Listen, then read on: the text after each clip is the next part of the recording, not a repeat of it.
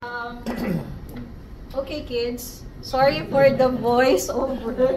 I can't find a better video from YouTube just to share with you the story of the Great Fire of London. Okay, but I'd like to start with that story and relate it to IR1. Okay, there are several lessons learned from that experience. Okay, the first one is fire can happen in an instant and it can grow rapidly without addressing it, right? Especially right now, dito ngayon, diba? Kaliwat kanan, ang daming sunog. Okay? Experience ko nung kahapon lang, meron na naman ulit. And even on Saturday. So, it can start and it can grow rapidly.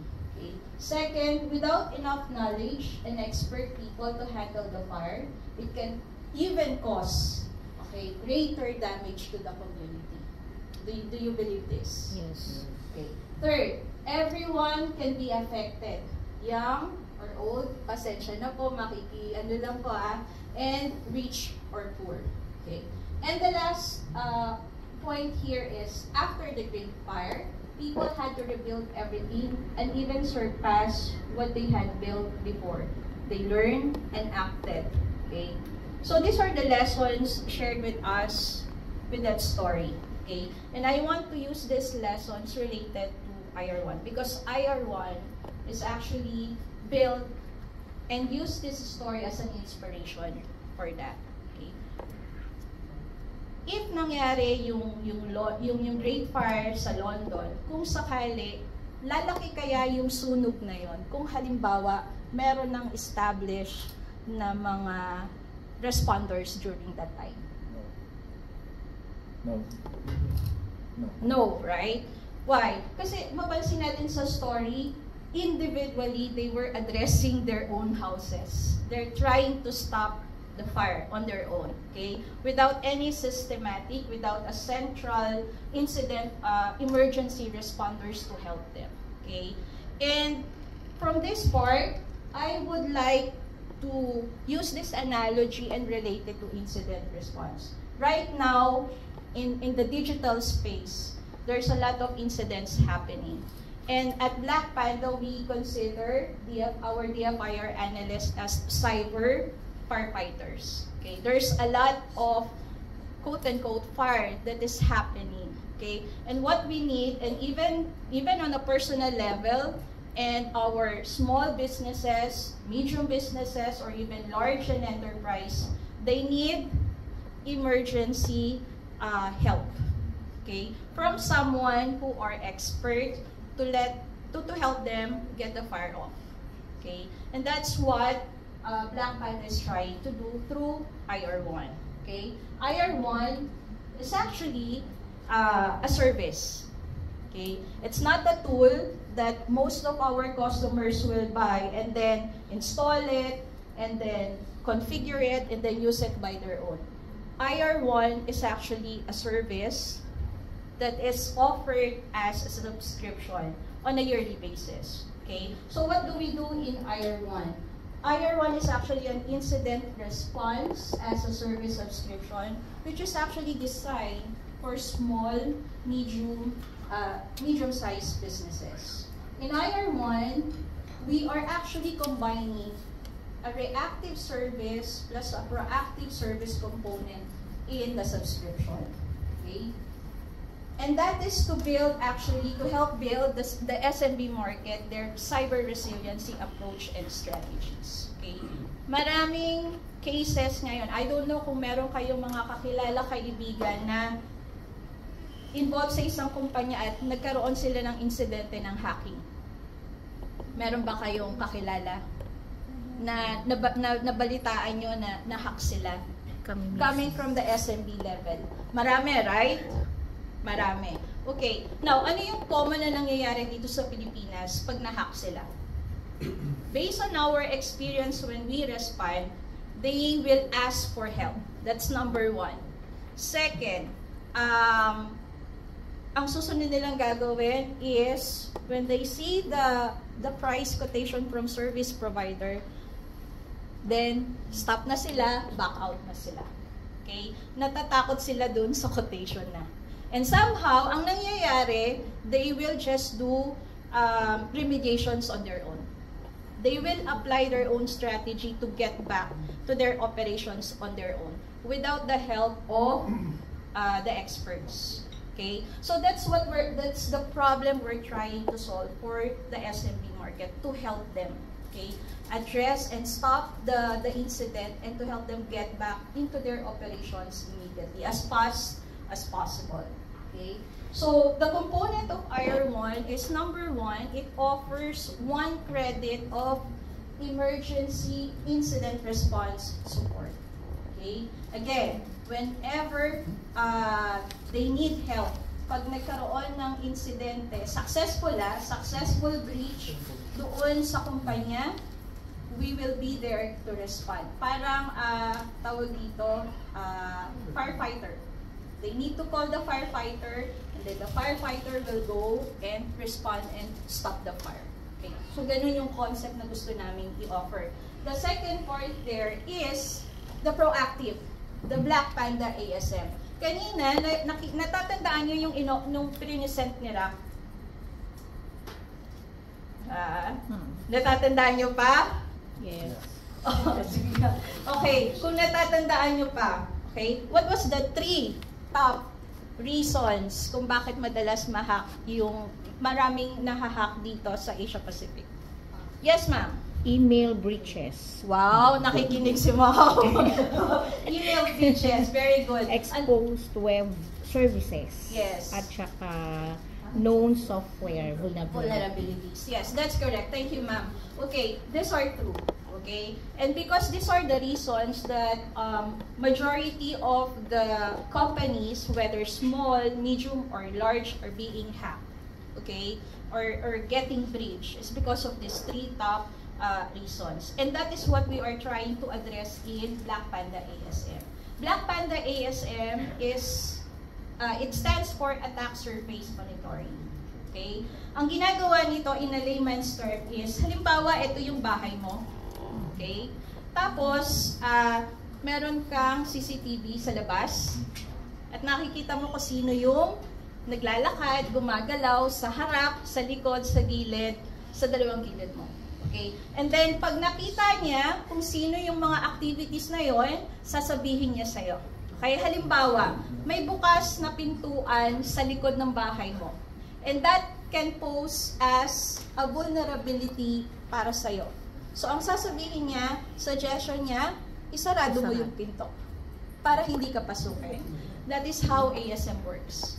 We look at the external part of the organization, tinitingnan namin yung 5 parte doon sa network, and then we try to provide recommendation how to fix them. In that way, we are helping the organization lower their chances of getting breach. Okay? So it's a win-win situation for the organization. Meron na silang service available, ready available whenever they get hit. Pero, of course, what we want to happen is walang ma-breach. That's why we put an additional proactive component which we call ASM para bumaba yung chances na yun. Okay? So that's the 2 component of IR1. The third part is we built a platform for the customer or for the client so that they can just log in and get also information, incident response, information resources. Okay? Ang incident response, kinukuha lang to pag meron ng na-breach. So service siya, di ba? Reactive siya. Pero what we did, aside from giving it as a service, we actually also built a platform na para naman medyo tangible. Meron akong pupuntahan. Pag nag-subscribe ako sa IR1, there's something I can go to, log in, and see what's happening. Okay? That's why we built the platform, so that the customer can access also this information and e-resources. Okay? And the fourth component of IR1, which is related to the incident response support, is we are also giving financial damage report. Okay? And again, the financial damage report is connected to to the incident response service. So every time na merong kliyente na magsisik ng help from Black Panda to do the investigation, after doing the investigation, there are 2 reports na matatanggap niya. The first one is the technical report. Yung technical report will discuss ano ba yung tinamaan na system. Web server ba yan? Yung email ba yan? O yung file server ba yan? Okay? Second, malalaman niya kung saan nagsimula yung atake. Paano nakapasok sa system yung hacker. Okay? So those are the technical information. And of course, kasama doon yung paano ko iaayos yung system ko after nagkaroon ng attack. That's the most important part of getting the report. Paano ko magko-continue? Paano ko i-remediate? Okay? Paano ko ipo-fortify yung system ko ngayon na nahack ako? Okay? Kasi syempre ayaw nating maulit yung hacking incident, diba? So definitely, pansinin ninyo, ang mga kumpanya, after nila ma-hack, doon naglalabasan ng budget. Doon sila bibili. Why? Kasi na-experience na nila eh, diba? So lalabas ngayon yung pera to buy all the necessary solutions to fortify their system. Okay? Kasama yun sa technical report na ibibigay namin. And aside from that, may isa pang report, the financial damage report.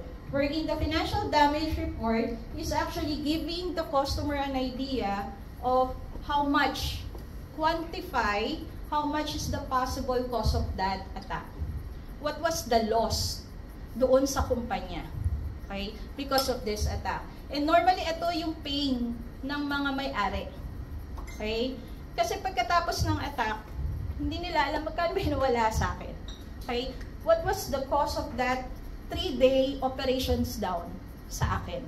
Okay? So, that's the purpose of the financial damage report. And for to give information, let's say for example to the IT security team on how much they should budget for the remediation, yung pag-aayos. That will give them an idea. Okay? So, yun yung financial damage report. And of course, the last component of the IR1 is having an access to a cyber insurance pricing for all those who are interested and actually trying to venture into incorporating insurance in their cybersecurity plan. Real talk, dito sa Pilipinas, hindi nila kino-consider ang cyber insurance as part of the cybersecurity plan. Correct? Yes, that's true. Bakit? Gastos lang yan. Gastos lang yan. Okay, that's... Until they get up, sasabihin lang gastos lang yan. Exactly. Okay. Kasi tayo sa personal level, ganun din eh. Nung nag-uumpisa yung offering ng car insurance, ng health insurance, di ba, even yung sa house insurance, if there are, hindi tayo masyadong nakikinig eh. Healthcare. Diba? Sasabihin na, oh, ayan na naman yung sales, bebentahan lang ako niyan eh, diba? Until we experience the actual incident. Okay? And now, in Black Panda, what we're trying to do is to open the idea to the market that, you know, insurance is also part of going back into your normal operation. Okay? Although I know it's too early for Philippines to understand the concept of going into insurance. Okay? But we are actually, we actually have this component in IR1. Okay? First time. Okay, so just to go through each item, the emergencies incident response support will give each company 1 credit. Okay, wala naman siguro sa kumpanya na nahack ng 2 beses sa isang taon, diba? Kadalasan, there will always be a chances of a company getting hacked 1 time sa kumpanya, okay? And that's what we're giving to the subscriber. A guarantee, tawag dito, kampante sila na meron silang tatawagang na incident response. Actually, hindi nga tatawagan eh. Walang kailangan tawagan. There's no email address that you need, that the subscriber need to remember. All they have to do is to go to the portal, log in, and press the help button. Okay? So that's how we're trying to do it as fast as possible for the subscriber. Kasi importante sa kanila yun yung response time. Okay? Next is, just to explain more, siguro kung ano yung ginagawa during the response. Okay? Malamang gusto nyo maintindihan dito. Number 1, pag may sumagot at nagresponde, ang unang-una nilang gagawin is to contain the threat. Okay? Ang purpose nun is to actually resume the business immediately. Halimbawa, may ransomware attack. Okay? Ano nangyayari pag may ransomware attack?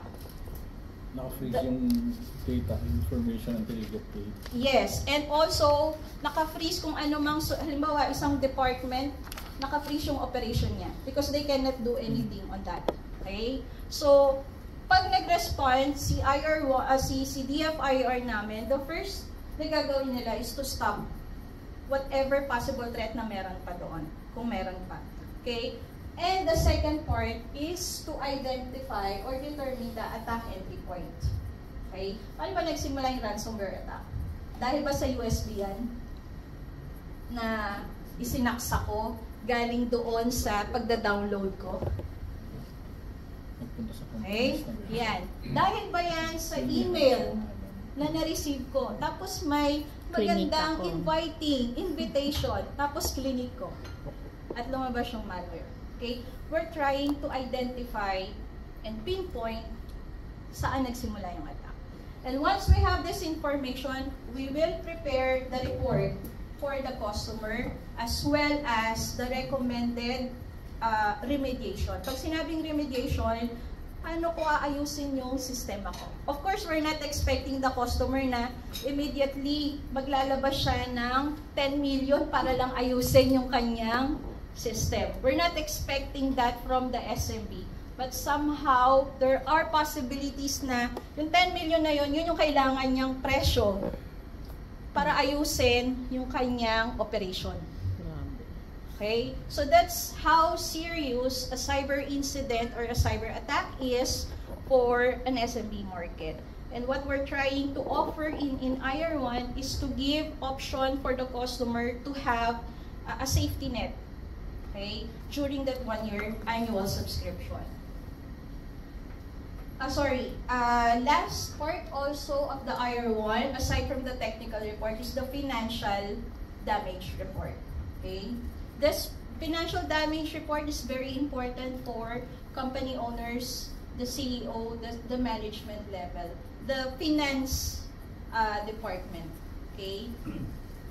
Next, these are the type of incidents that we are addressing. Whether yan ay business email compromise, okay? Give you an idea, dito sa Pilipinas, ang top is ransomware. At least from our data last year. Sa lahat ng cases na hinawakan ni Black Panda, ransomware is the highest. Coming from manufacturing organizations, even financial ransomware, and all sizes ha, hindi lang small. Okay? Another known and top dito sa Philippines, unauthorized access. Okay, there's a lot. Okay? And third will be business email compromise. Ito yung mga empleyado na basta-basta na lang nagpipindot, nagkiklik doon sa mga email na nare-receive nila. It's, you know that the email is really deceiving. Sometimes akala mo, tama at totoo, genuine yung email na na-receive mo. Tama? Yes. Pero ang pagkakaiba nila nandoon sa letter. Akala mo letter A. Yun pala, iba yung character na ginamit. That's one way of trying to deceive the receiver. And normally, the effect of that is getting a business email compromise, not only for the personal but for the business. Okay, that's the effect of it. Okay, and these are the incidents that our DFIR team are actually handling and addressing. Okay? The financial damage report, as mentioned, is actually a report that we give to quantify how much was lost for the business.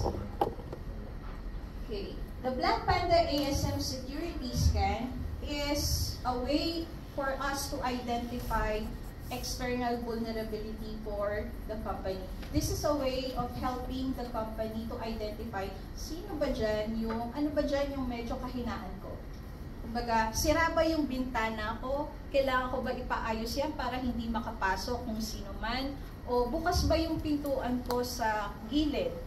Okay? That is somehow an ASM do in a network organization. Okay? So what we're trying to do is to look at the external possible threats. Kung paano tinitingnan ng isang threat hacker yung kumpanya nyo at hinahanap kung ano yung kahinaan ng kumpanya na yon para ma-hack ko siya, yun yung ginagawa namin sa ASM. Okay?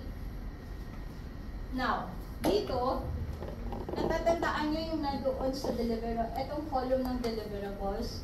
This was presented earlier by Raf, and this is what we are covering in our scanning report. Okay, we have 5 specific points that we're covering when we do the scan to make sure that we are actually covering specific points doon sa customer na yun. And this is the sample reports that the customer will see and will get whenever they log into the portal and see the actual report. So, by the way, the scanning is done every week. Yung customer, maghihintay na lang ng report every week para tingnan ano ba yung vulnerabilities ko ngayon.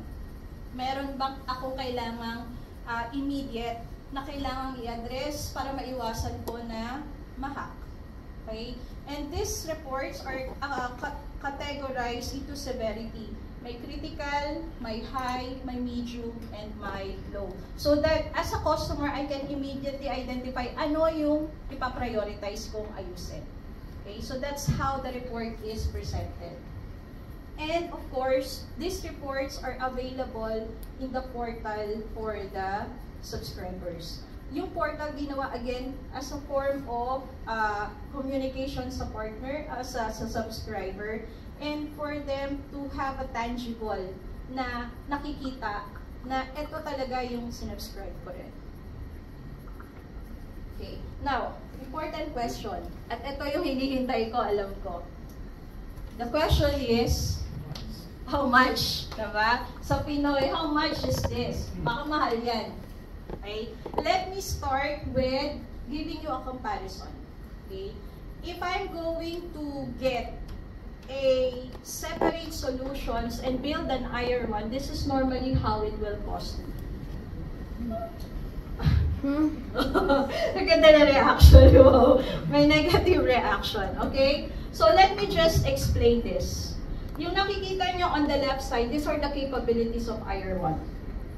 And on the standard industry costing, ito yung nakikita nyo naman sa right side.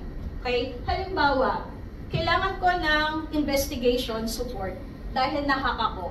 So, pag halimbawang wala akong IR1, ang gagawin ko, hahanap ako ng service provider na pwedeng mag-imbestiga at that moment. And normally, the price that they will give to me is normally around $20,000 US. That's 1 million pesos in our money. One component pa lang yan. Next, halimbawa, gusto ko rin ng ASM.